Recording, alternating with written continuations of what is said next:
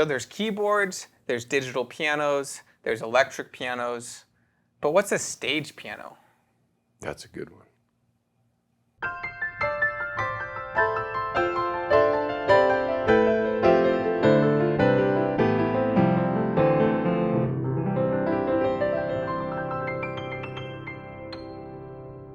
Hi, this is Ted with Alamo Music Center in beautiful downtown San Antonio, Texas. I'm Patrick Marr. You can find us online at alamomusic.com. If you haven't already, please subscribe to our YouTube channels, check out our other videos, sign up for notifications, like our videos, leave us comments. We appreciate your support and we love to interact with you. Your question is perfect. What is a stage piano? Well, it's so confusing. There's all these different terminology for things that look like pianos that you can pick up and carry around, right? I have a theory. You're going to get a different definition of a stage piano based on how old the person is that you ask. I think so, but I think it's this is one of those rich history lessons, hopefully for somebody. I'll start since you mentioned history. Well, let's go like way back in time. Like let's ask the old man. Way back in time. I'll tell you what it is. You get a call. We need you tonight at a gig. So what do you bring? Well, you bring your gear, and your gear is you're a keyboard player. You bring some kind of Fender Rhodes. In my case, it was a suitcase. That's 2 heavy pieces, both 100+ pounds. Mm-hmm. CP70, that's like, again, 2 pieces. So you have your acoustic piano and your electric piano. Okay. Then you bring a string machine, ARP Omni, ARP string ensemble, Elka string ensemble, whatever kind of string ensemble. Then you bring some kind of synth that had a little bit of a pad sound to it, polyphonic, and then something to solo on. So that's a lot of gear. It is. In this day and age, this is why I said it depends on who you ask and what age they are. Stage piano is all of those in one thing you put underneath your arm, you go out, you plug it in, you set it up, stereo. This is what's cool, left and right. Outputs and you play stereo. Mm-hmm. If you don't have stereo, you're not going to get that really good depth sound to your acoustic piano sample. And your Rhodes isn't going to shimmy back and forth with the vibrato. The chorus won't sway. So stereo is real important. If you have stereo on your stage piano and you're not running stereo sound, you may want to, so your stuff sounds more real. Yeah, and so the evolution of the stage piano is really, a combination of a keyboardist's journey on the stage. Get through the gig. And it's something to get through the gig. When you look at it on a spec sheet, it's really hard to tell why this is the more expensive product on a list of keyboards. If you go to a website and you look at keyboards and you sort by cheapest to most expensive or most expensive to cheapest, this is usually on the more expensive side, the stage-ready piano. It is, and I left out the real, the worst one of all, which is the Hammond B3 with the Leslie cabinet, and which means that you could tell right away I wasn't playing gospel, I wasn't playing rhythm and blues, and probably not a whole lot of jazz because I didn't care about bringing a B3. Yeah. When you had all that other stuff, that meant you were like pop, rock, disco kind of stuff. Well, and continuing with that point, it's there's supposed to be a lot you can handle in one, carry it into the gig, ready to go. Both of these are great prime examples of what anyone would wish to have, even in this day and age.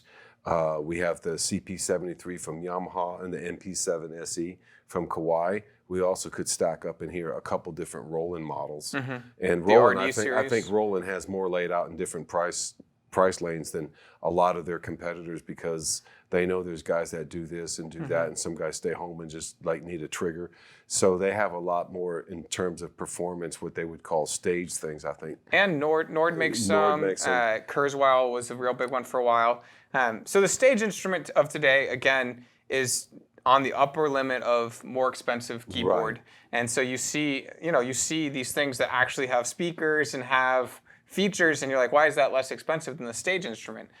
Stage instruments are usually not made out of plastic. Right, and they're wired up in the back for professional connections as well. Yeah, so both of these, you feel what they're made out of, and it's like, it's some sort of steel, some sort of metal, wood construction, cheap They're designed blocks. To be roadworthy. They're supposed to go in some kind of protective case, be slammed around by baggage handlers, mm-hmm. Including airline and bus guys, as well as just plain old, roadie crew. Yeah, and again, on stage instruments, there's going to be a lot of button layout in front of you because it's meant to be versatile on the fly, switching on, hey, I need the effect right now, or hey, I need to switch to synthesizer, I need to switch to organs here.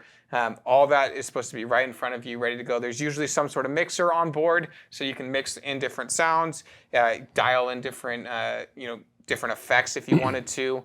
The main sounds on stage instruments are going to be the piano sound, the electric piano sounds, and the organ sounds. And so, to Ted's point, all that gear that he brought into gigs, if it was all wrapped up in one, if it was a great piano sound that you could get, boom. Plus a B3 and a Leslie. Yeah, and so a B3, Leslie, that great Hammond sound organ, and then electric pianos, you're usually going to get some sort of Fender Rhodes, some Wurlitzer, sometimes a CP70, a CP80, sometimes, what's another electric piano? Kawai made one. Oh, the Whirly made it. Kawai made the acoustic electric piano, and Helpin still actually made a working piano that was wired up with pickups in it as well. And so having all that ready to go in an instrument in their highest quality samples usually. So, what that means is you're going to get the highest polyphony, you're going to get the best sound engine that they have, the high XL, and the Kawai, Yamaha uses their AWN sound system.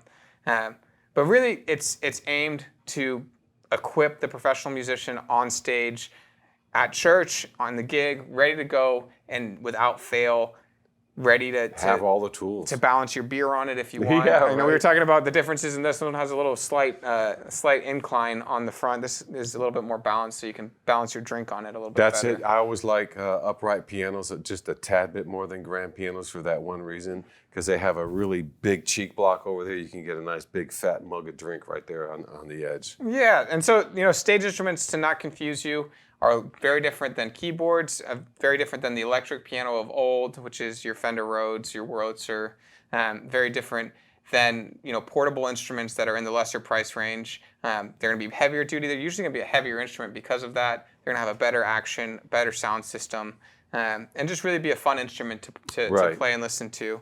And so, in front of us we have two here. From Yamaha and from Kawai, but to Ted's point, there are a lot that are out there between Roland, Kurzweil, Nord. Korg makes some, but really just a versatile array of things. But we wanted to answer that question. We get that a lot. What is the stage instrument, or what is the purpose of this more expensive one? And so I think my favorite is probably going to be the MP11 from Kawai. That is a really, really nice stage piano. Mm-hmm. That's one of the nicest I think I've ever seen and ever played, and it's also. It depends on how the thing is set up. Now, when I played it, it was set up in a wood, almost like a spinet rack that was empty, and it was rock solid to play on. Mm-hmm. And it was just fabulous because it had the 3 pedals attached to it, and they didn't wander over. They were built into the case. It was really a nice setup. Yeah, and so I think things to consider when you are looking at a stage instrument, stage piano, the layout, the functionality, and we did videos on both of these, but how the different controls are set up. I think the action's very important because it's going to be something you're playing a lot.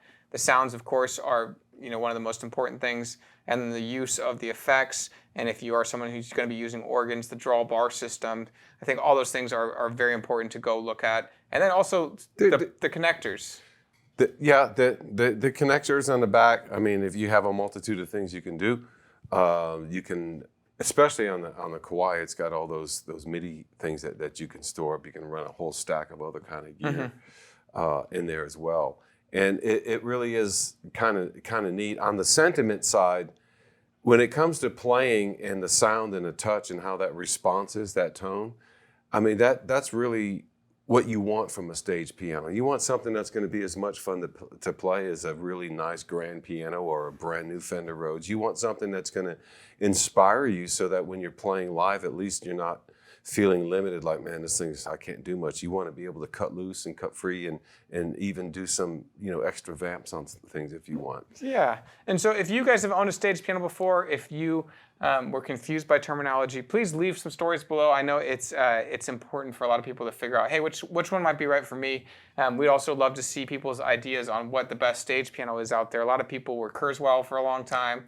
I don't see as much anymore. Got a lot of Kurzweils. No, not as much. We're getting a nice little collection of them back there. Yeah. Harvesting parts one by one. Which one's the least valuable? Let's take those things out of it. And so if you've owned a great instrument of the past, a great stage instrument that really kind of changed your gigging lifestyle, like Ted is talking about, let us know which one that is. I know a lot of people love the Roland RD series. Kawai has their MP series. Yamaha has their CP series. Lots of rich instruments that sound incredible. And so leave stories of your favorite one and which one that people should check out if they are looking for that professional piece of gear, that stage instrument.